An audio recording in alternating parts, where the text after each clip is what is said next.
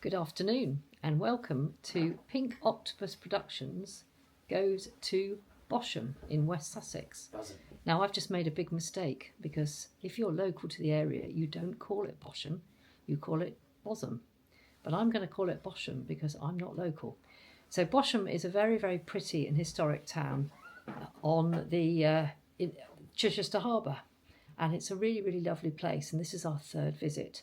And we are staying at the Millstream Hotel, which is a very nice boutique hotel in the village. And I'm just going to take you on a tour. We've just arrived in our room, so I'm going to start by taking you on a tour of our lovely room. So if I turn the camera around, and I shall start at the door with this strange man. I'm here. And I will turn around. This is a deluxe room. So there are different grades of room. This is a deluxe room, which means it has a few more facilities than you'd find in the other rooms, but it's a lovely hotel. And as you can see, the room is very, very spacious. Now we've got twin beds for the simple reason that we're both lousy sleepers and we just annoy each other when we go away. So having twin beds works really well for us, although we sometimes don't have twin beds, but you can guarantee if we do, we tend to sleep better. And we've got some lovely towels there left on the bed, which is really, really good. And I'm just going to take you over to the view. And we've got a nice view over the gardens. The gardens in the hotel are really, really lovely. And we'll show you those at another point. There's a couple of nice easy chairs, nice television. And then we've got a sort of vanity unit storage. And we've got lots of lovely complimentary things here. So we've got coffee pods, we've got hot chocolate, you've got your nice tall glasses, you've got your mugs. And then down here, always a favourite with me, two things. One is a very nice coffee machine, and the other one is a nice little fridge, which we've already put a few of our own drinks in. But it comes with complimentary milk and water and some nice, it looks like it's orange juice at the back. So that's really good having that. Always nice to have a drink if we want to when we come back. And then just going to take you into the bathroom, which is absolutely immaculate. It's lovely. It's really clean in here. And looks like it's been fitted out quite recently. It looks lovely. And what we haven't got a bath, but we have got a really huge walk-in shower, which is always a really good thing to have. So that's our room. It's lovely, isn't it? Really, really beautiful. And we're looking forward to staying here in Bosham for the next 4 days. So just leaving the Millstream Hotel for a morning stroll down through the very, very picturesque village of Bosham, or Bosham as the locals pronounce it. And there's a very nice walk you can do. The hotel is situated very close to Bosham Quay, so it doesn't take very long to get down at all. And there's some lovely old properties in Bosham. It was a very prominent place at one time, as I will describe shortly, give you a little bit of history. And this time of year, November, it's very, very quiet down here. It's lovely. There's not many people at all, just a few dog walkers and a few retired people, and a little bit of building going on as well. And there's a nice little row of gift shops, like a craft market here on the right hand side, which opens every day this time of year from 4:30. It starts again 9:30 to 4:30. And there's some really nice craft bits and pieces if you're looking for presents for people. And then coming down here, you can see straight ahead is actually low tide, which means you can walk right round. It's really beautiful. So here we are down at Bosham Harbour. It's low tide and you can see people park up here. You wouldn't be parking up here in about 6 hours time, that's for sure. There's a sign there that warns you that this road will flood. And this road that I'm walking along now, which is a metalled road and you can drive along it,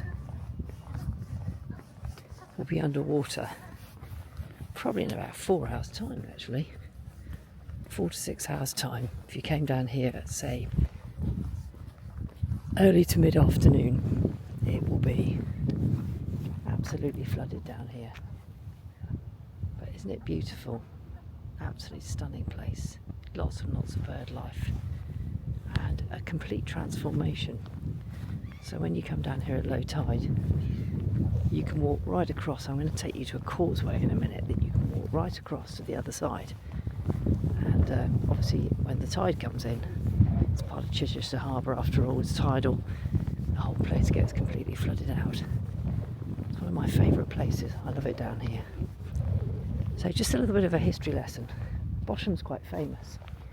In 1064, 2 years before the Battle of Hastings, this was where Harold, who became the king after the death of Edward the Confessor, left to go over to Normandy. And when he went over to Normandy, if any of you have seen the drama series, he then hooks up with William. I think he gets shipwrecked or something, I can't remember the exact story. He gets taken in by William, and William gets him to make a promise that when Edward the Confessor dies, William will become the next king. And he does this on the bones of a saint. And Harold doesn't realise until the cloth gets taken away from the 2 boxes just how precious the relics are and how important it is what he's just done. And then of course when Edward the Confessor died in January 1066, Harold very promptly broke the oath and became king himself, and that of course sparked the Battle of Hastings. So in 1064 this was where Harold, who lived down here before he became king, is where Harold left to go to Normandy. It's also famous, previously to that, King Canute was down these parts as well, the Viking king who ruled this country a little bit earlier in the 11th century. And King Canute, of course, is famous for thinking that he was so invincibly amazing that he could command the sea to go back. And apparently this is where he did it. He sat on a throne somewhere in Bosham and told the waves to go back and got very wet feet. Naturally, waves don't do what kings want them to do. Anyway, we've now reached the causeway. This is my favourite bit of Bosham Harbour. I just love this. So this causeway, you can't drive across it, hence the sort of rocks and things, but you can walk across it. I'm going to do that now. So I'm going to take you across the causeway. So at low tide, you can cut across Bosham Harbour quite easily. If you try to do it at high tide, you'd be like King Canute and you get very, very wet feet.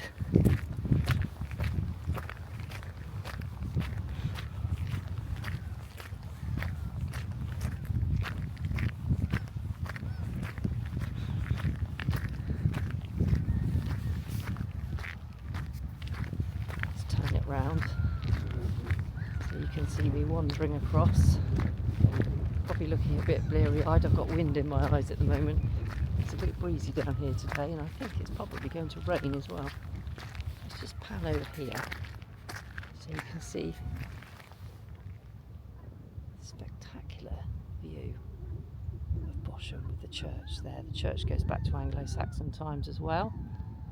It's a very ancient place. It's got a feel about it. There's an atmosphere here of ancientness. Of course, Chichester Harbour and Chichester itself are ancient places. And I recommend Chichester for a day out. We did a couple of days ago. We were in Chichester, and we had a great time. The cathedral is beautiful, and unlike a lot of cathedrals, you don't have to pay anything. They do like donations. They like a donation of about £7 to go in, but you don't have to pay it, and they don't hassle you to pay it. You can just go straight in and have a look around. It's a beautiful cathedral, and I'd recommend that.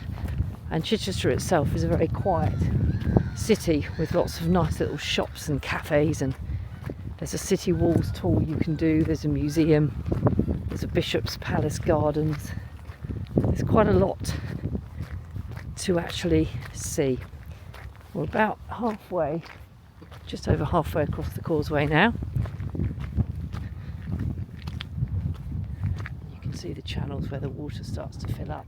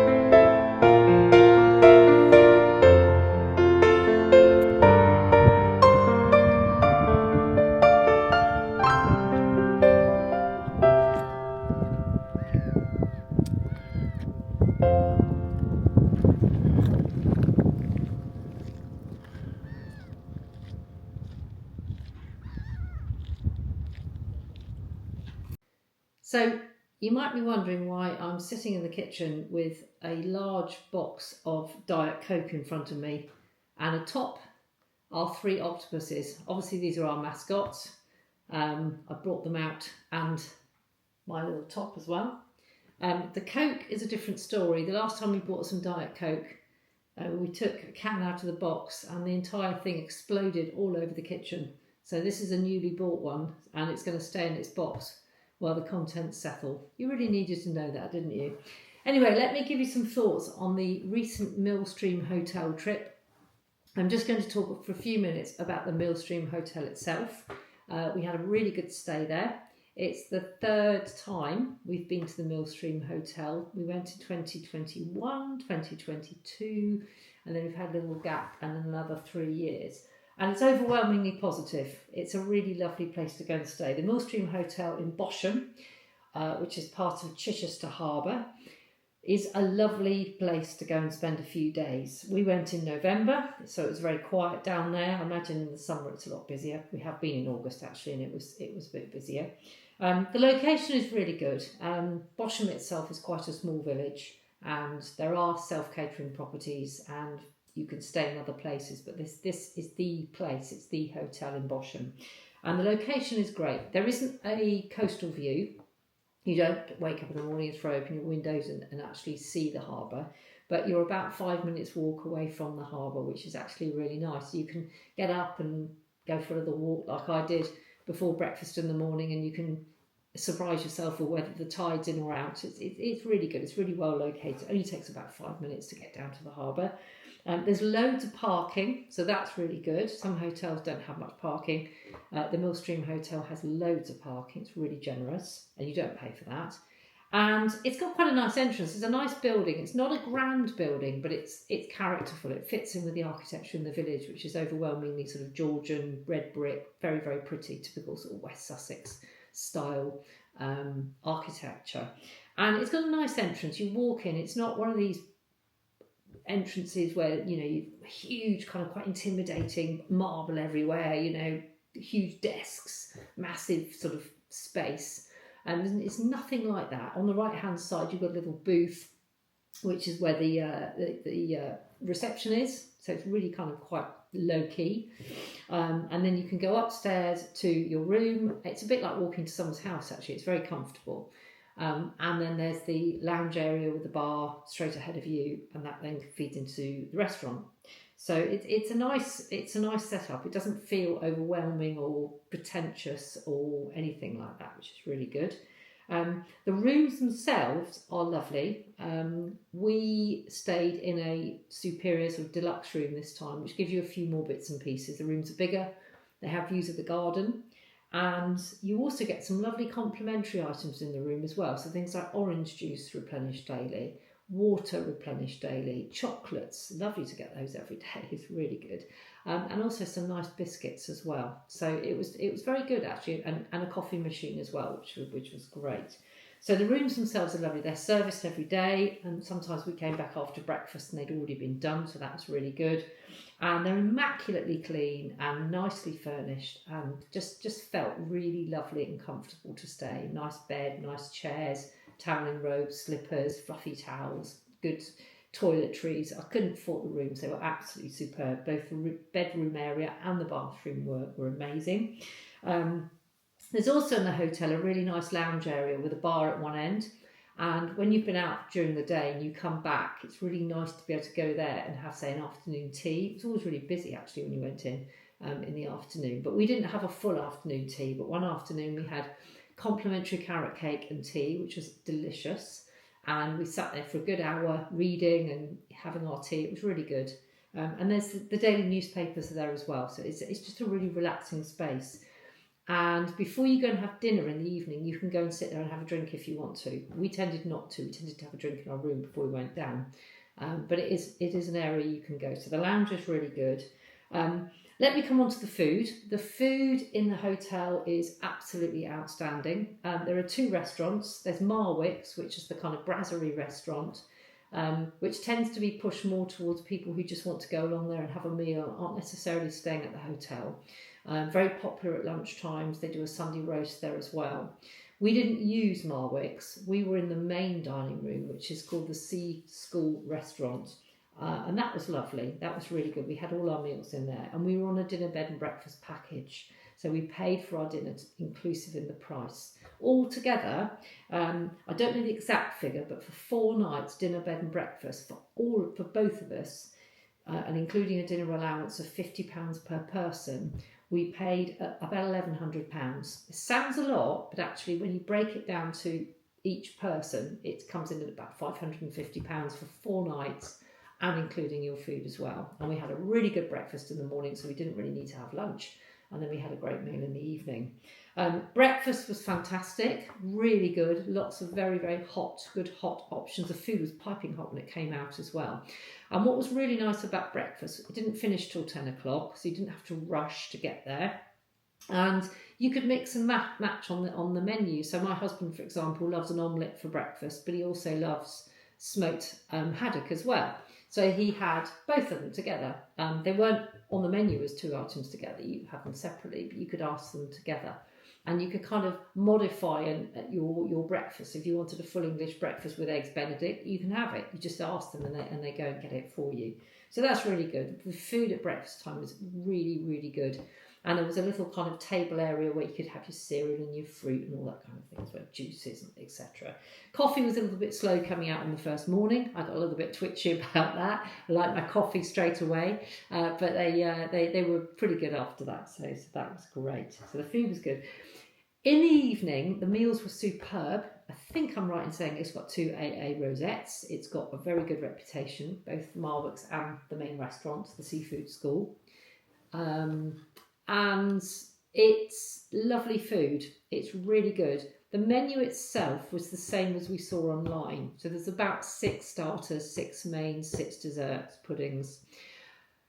And it didn't change. And I'm guessing that's because it's a seasonal menu. And the good thing is all the food is cooked fresh. So you do wait a little bit. There's not a lot of waiting. But if you're somebody who likes your food to come out really fast, it's not fast. Probably wait 20 minutes to half an hour for your starter, and then another 20 minutes for your main, and probably a bit less for your pudding. So it's probably all in a 3-course meal will probably take you an hour and a half, possibly an hour, 2 hours. So it's civilised, but it's not fast. So it's really down to what you want, really. The selection was good. So at least 3 seafood starters. Afterwards, called let me just remind myself, the Sea School Restaurant. So it specialises in fish. There was scallops, there was salmon, there was chowder, which was lovely. I think there was a goat's cheese starter. I hate goat's cheese, so I didn't go into that. And there was a pork starter as well, pork and chicken starter. And there was another one, which I think might have been a beetroot starter. I can't remember now exactly. Anyway, so that was the starter. The mains, it was a calf's liver, beef, duck. There was halibut, there was bream, and there was a a risotto, which was butternut squash risotto. So that was the choice. And then the desserts, I can't remember all the desserts, but there was an ice cream, there was a cheese board, there was a chocolate mousse, there was a crepe Suzette, and I think a couple of others as well. So the choice was sort of covered the whole range. The food itself was amazingly presented, absolutely beautiful. It was like a work of art on the plate. It really did look good. And I said we had £50 allowance in our dinner, bed and breakfast package. Now, £50 sounds a lot. If you're having a 2-course meal, you could easily fit within that. If you're having a 3-course meal, you were nudging £50 and probably over most days. So that you would go over. And if you imagine a starter at around £15, which was the average price for the starter, a main £25 to £30, and then your dessert around about £10, you're kind of touching 50 quid there. I won't do the maths, but it's about that. Now, the only problem was that some of the main courses were a little bit mean in terms of size. So I had duck twice because I love duck. What I actually got was an amazingly beautiful plate with 2 fish finger sized pieces of duck. Beautiful, absolutely lovely to eat. On a kind of bed of, it was like berries, beetroot. It was very, very nice. I don't like beetroot, but it went really well with this. And then a little tart to the side, but there were no vegetables at all with my meal. So I didn't have anything. There was no potatoes. There was no vegetables at all. So you had to order, if you wanted it, you had to order a side, and that cost you an extra £5.50. So that's what I did. I ordered a side of broccoli every single night. And obviously that pops the bill up as well. So I think the Millstream could do a bit better on that. It's a really good restaurant, but if you're charging somebody nearly £30 for a main course, at least provide some vegetables. The same goes with bread as well. Bread came at an extra cost, and I would expect that to be complimentary. If I was paying £50 to £60 a head for a meal excluding drinks, I would expect bread to be complimentary. So I thought that was a bit mean of the Millstream to charge extra for that. So you did, if you're a healthy eater like me, like us, you would want to have a side order. So you go over the £50 quite quickly. Having said that, the night that I had the risotto, it was really big and loads of it. So it depended on what you ordered. But the food was great. The cheese board was amazing. So the nights I had duck, I then followed it up with the cheese board. And if I wasn't full, I was by the time I'd had the cheese board. That was amazing. And there were also extra charges for coffee and tea as well, which kind of you expect. But there were a few little extras at dinner which made it maybe a little bit more expensive than we were expecting. The hotel itself is very much a restaurant with rooms, so don't expect a spa or a swimming pool or a gym or any of that kind of stuff that you get in the really big hotels. But that was fine. We were really happy with that. And generally, yeah, it's a really lovely hotel. You can book your rooms online or you can book them directly with the hotel. But I would strongly recommend it. It was a really nice stay at the Millstream Hotel. Please subscribe to Pink Octopus Productions. Thank you.